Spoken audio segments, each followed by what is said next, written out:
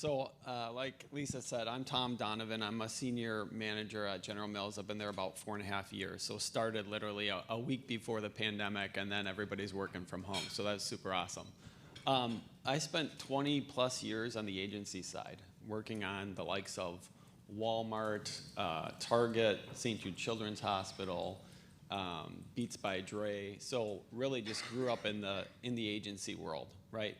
And after 20 plus years, a lot of my former colleagues had gone client side, and I was like, this is the moment, right? I thought it was gonna be super quiet. I was going into food manufacturing marketing, right, for a very large company, right? And then the pandemic hit, and I was like, right, this is awesome. I thought it was gonna be like super quiet client side, and there I am in the basement launching like shoppable capabilities. I was like, okay, all right. Yep. But it's been great, right? And like you said, Lisa, like the brands that I get to work on are amazing. Yeah, I mean, there's constantly new ones, and I just obviously named a few, but everyone knows them. Yeah, I think the next slide has that, right? So there we I see. think just in case we forgot, because we would never forget, right? You and I.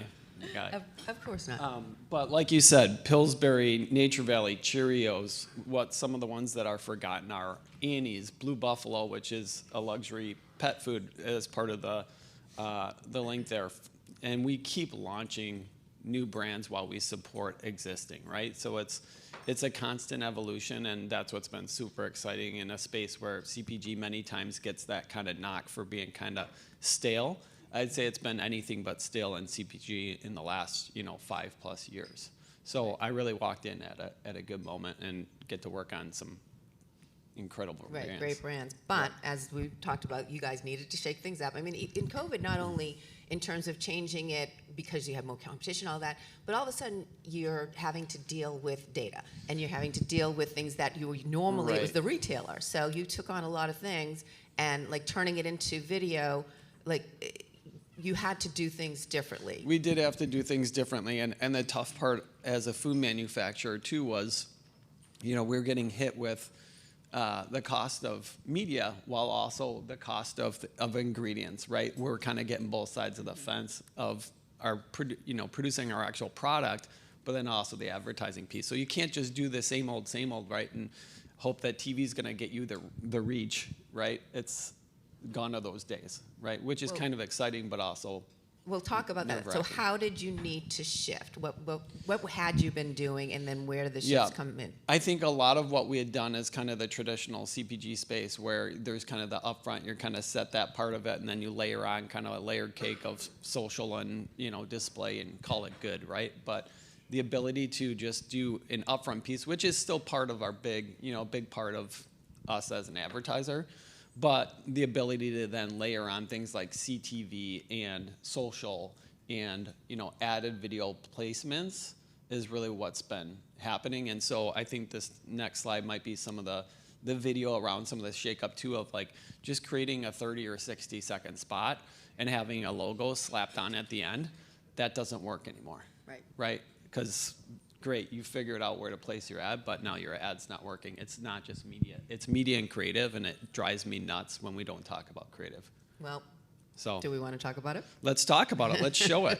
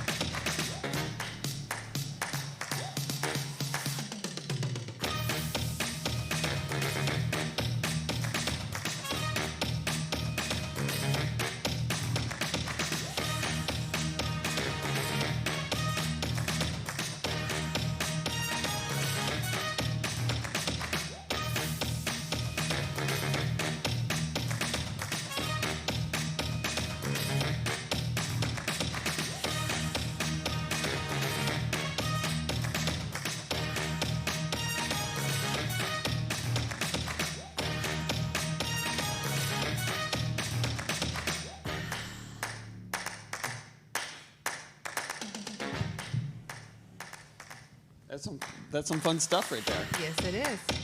I don't know how to Still pause going. it. Oh, it's going again. All right, well, go to the next slide just to pause it. Yes. But I mean, I think what you saw there is, yes, there's some traditional TV, so to say, but you saw a lot more of the, integrations, like the Jennifer Hudson integration, right? Yeah, just know, was I supposed to do this for you? Oh, yeah, I don't know. She played Vanna. Yes. Anyway. Yes. So, I mean, I think you saw a lot more of the integrations, the kind of short snippet, 15, 30 seconds, 6-second even, how it's all integrated together. And one of the bigger pieces, too, in terms of my role has been also in the social space, right? So we kept saying, why is social viewability such crap, right? We might as well then just go back to flat TV, right? And so part of that was that creative, right? You have to have the creative up front. You have to have those best practices and actually apply them.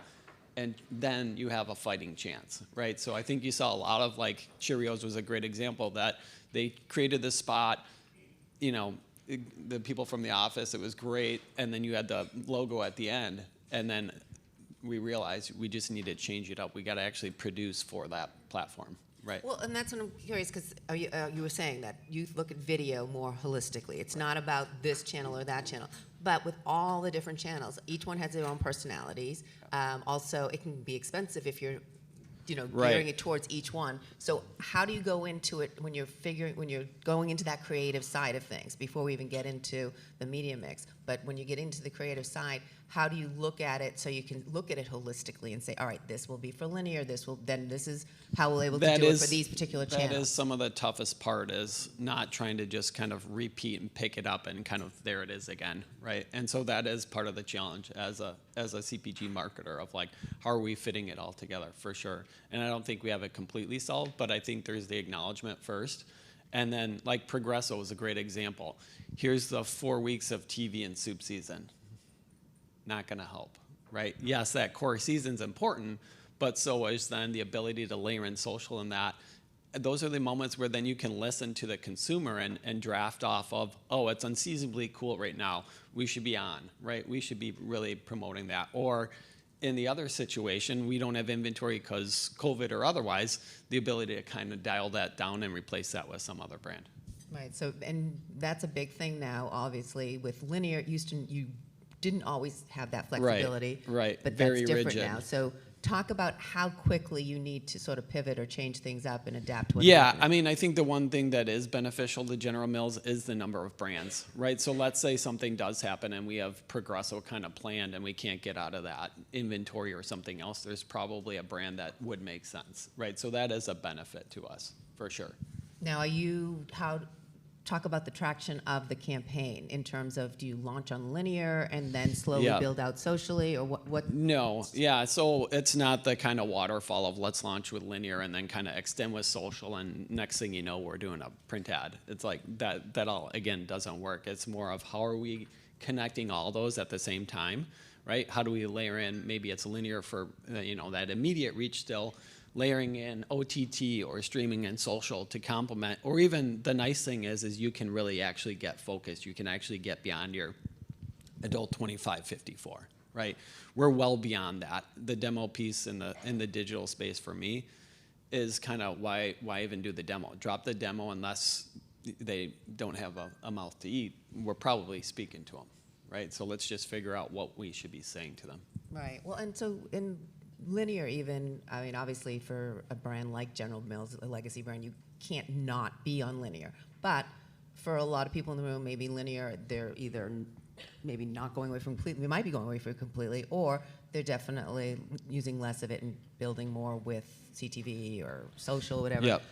What do you get out of linear at this point? And then talk about that in comparison to the other channels. Yeah, I mean, I do think the linear piece, you still get that immediacy and that immediate reach, especially like last night, right? I was streaming for our table the Phillies game. Like, sports is a big draw still, especially for that linear piece. Now, I obviously was streaming on a phone, but there's a ton of that I think can complement those tentpole events, right? Mm-hmm. And then add on beyond that. We'll talk about that. What kind of programming are you leaning into? I mean, especially, we haven't really talked a lot just because, as I said in the beginning, it didn't seem like everyone has been necessarily impacted by the strikes yet. Right, but right. How have you been? Yeah, I don't think we have really been that impacted yet from the strikes. I do think on the streaming side it will be interesting because for a long time they had this just vault of content, right? Disney had so much content. Peacock, Netflix had so much content. I don't know about you all, but like I'm burning through that real quickly. So now, when is that going to hit, right? So it really hasn't hit us from a linear side or even from a streaming side to date. We tend to be, very sports, daytime shows, things like that. Jennifer Hudson, Today Show, even, ESPN's Discoveries of the World, Peacock, right? Tend to stay away from news, obviously, for some of the. You don't want to beat Cheerios during the war? No. Yeah, and I didn't mean to laugh about that. But I do want to hear about some of the campaigns specifically in terms of even with what you're launching when you're talking sports, or just talk anything specific and how you laid that out in terms of the channels. Yeah.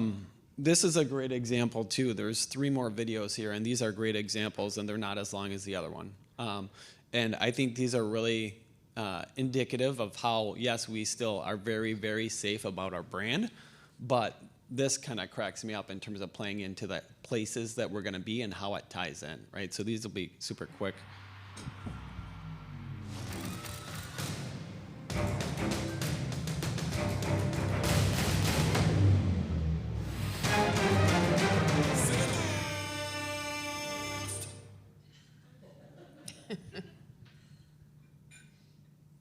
I think there's another one. I might skip that. Oh, here we go.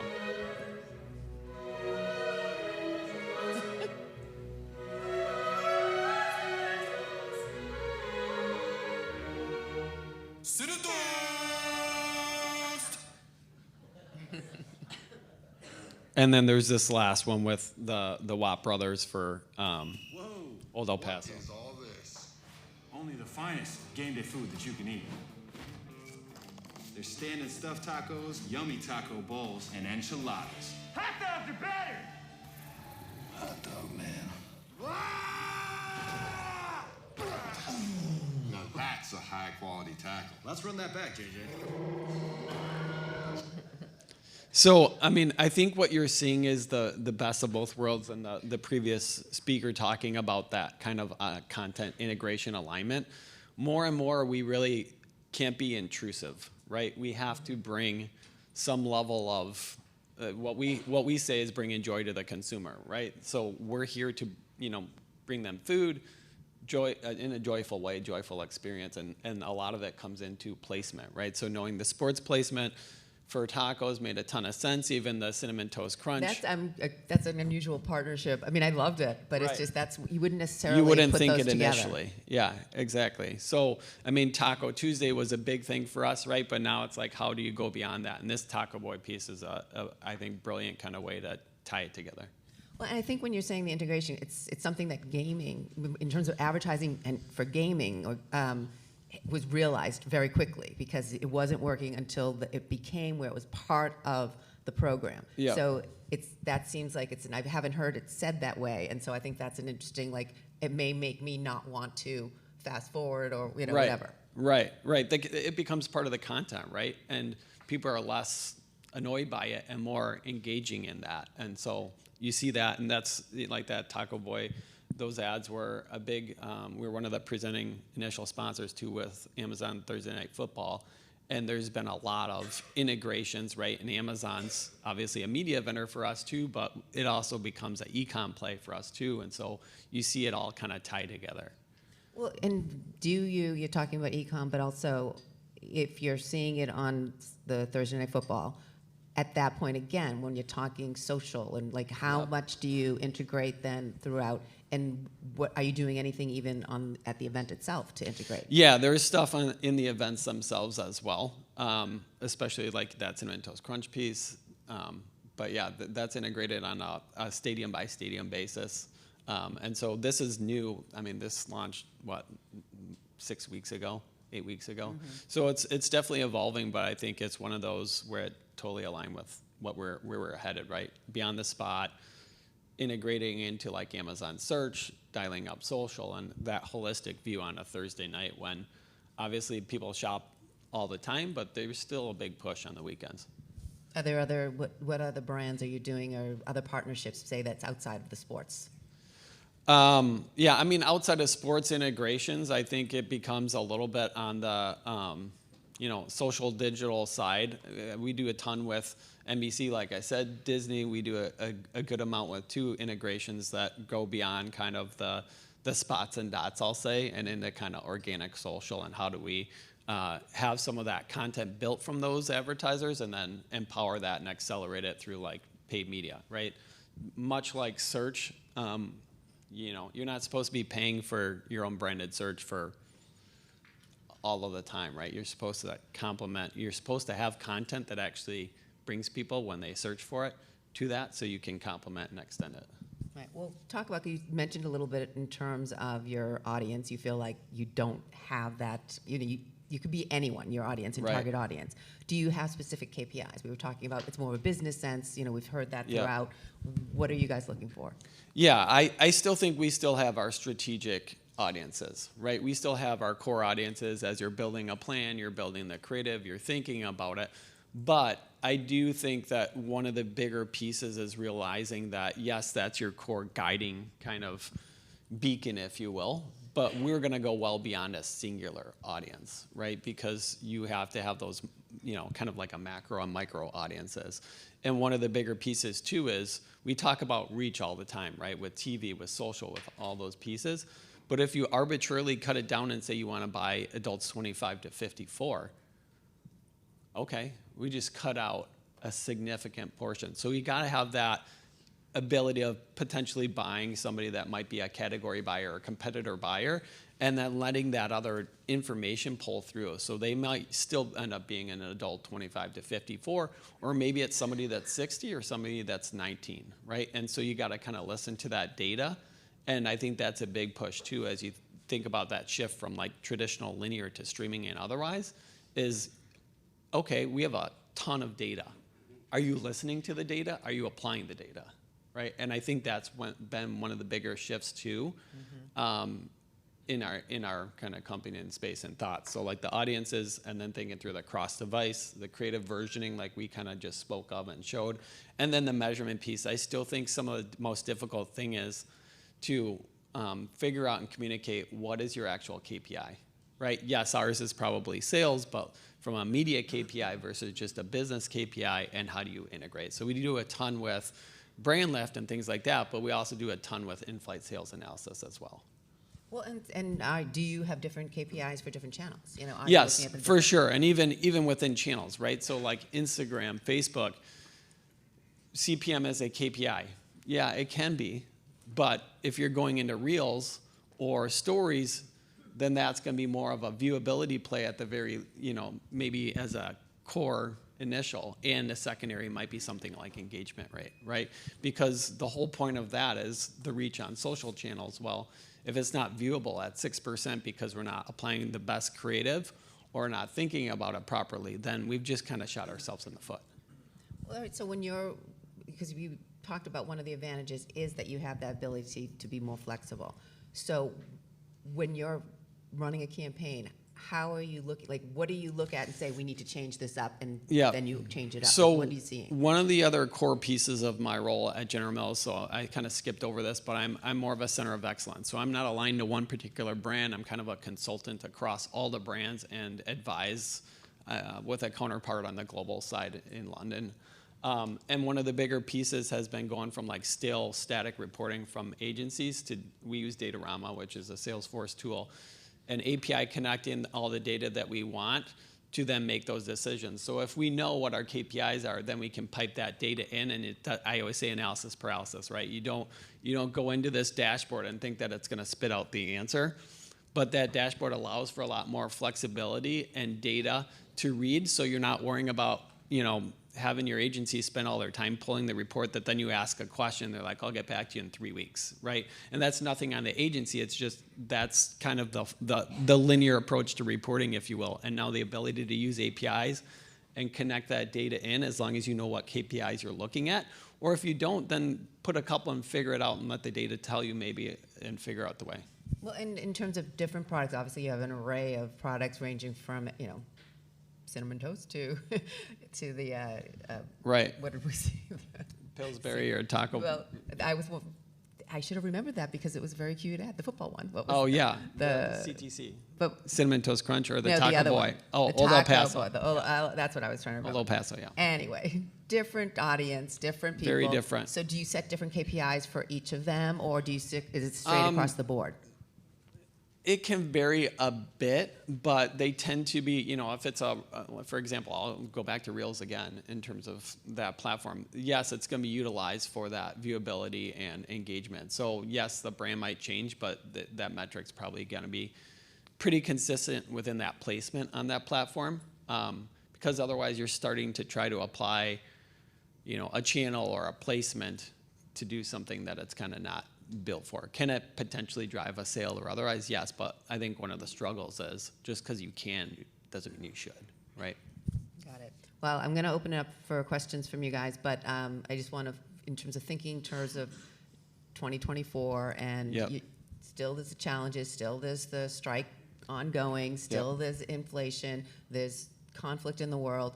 Like, what are you excited about that you've been doing that you want to take into 2024? I think I'm most excited for really the evolution in terms of the creative piece and the thought behind all the kind of integration of pieces. And one of the bigger pieces for us as a food manufacturer too is retail media is a huge piece, and I'm even of the thought of it's not retail media anymore, right? We are spending as much money with some of these retailers as we would on a Meta or a broadcast partner. It's media. Mm-hmm. It ends up being through retail, right? How much creative are you even thinking in terms of, because it used to be you just kind of, okay, one, you don't know which partner to do, which retail media to go to, but also just now you can become really creative within it depending on how much you're wanting to do, but you're still not getting as much data. So talk about that a little bit. It depends. I think as more and more as an industry that we're asking the tough questions of those retailers, the more it's not just money handed over, right? And so it's a business, right? And so the tough part for us and me personally is, which conversation are we having today? Mm-hmm. Are you my distributor because you're a retailer? Or is this the media company conversation, right? You can't have it both ways in the same conversation. Okay, well, do we have any questions? Oh. I'm Alex. I'm from Good Apple. It looked like in some of the creative that you had some gamification in there. And I feel like that's a big thing that the industry is leaning towards. Can you talk a little bit more about how you decided which brands to test that in, how that's working for you guys? Yeah, it's definitely a part of it for, Totino's for sure. We had a screenager kind of audience, and that was the core. And even, I think it was like 6 to 10 years ago, there was a big integration in terms of gaming just specifically, and now gaming's gotten a lot more mainstream. So it's still core to the brand kind of ethos in that. So we're still doing a lot of stuff through gamification, but now it's expanded a little bit beyond that. So that brand just kind of, I think it was probably more of a necessity. We couldn't just go out and just do traditional TV. And so it really got to those insights of how are we going to use those insights to think differently to kind of win, right? And so Totino's is a great example. CTC is another example of that, where yes, it's a cereal brand, but a big piece of that too is listening to the data, seeing the data. It was one of those things too that the insights told us they're grabbing literally a bowl and gonna eat Cinnamon Toast Crunch while they're gaming, or putting it to the side and just kind of burn through that way. So it's really that insights lead and then testing it out, right? And figuring out, are you getting anything out of that or not? And are you willing to build the creative for it to align, right? If you're not willing to do that, is it really gonna work? So it's not a perfect answer, I know. It's really looking at those insights to understand, but those are two brands that really lean into gamification for us. Anyone else? Yeah, you were still waking up from yesterday. Letting me off easy. Wait, here we go. One more. Mia Tassoni Zimmerman. Just curious in terms of immersive experiences, in terms of VR, are you going into that space? I know a lot of other CPGs are as well, so just curious. VR, AR. Yeah. Yes, we are. I'd say we're tiptoeing, right?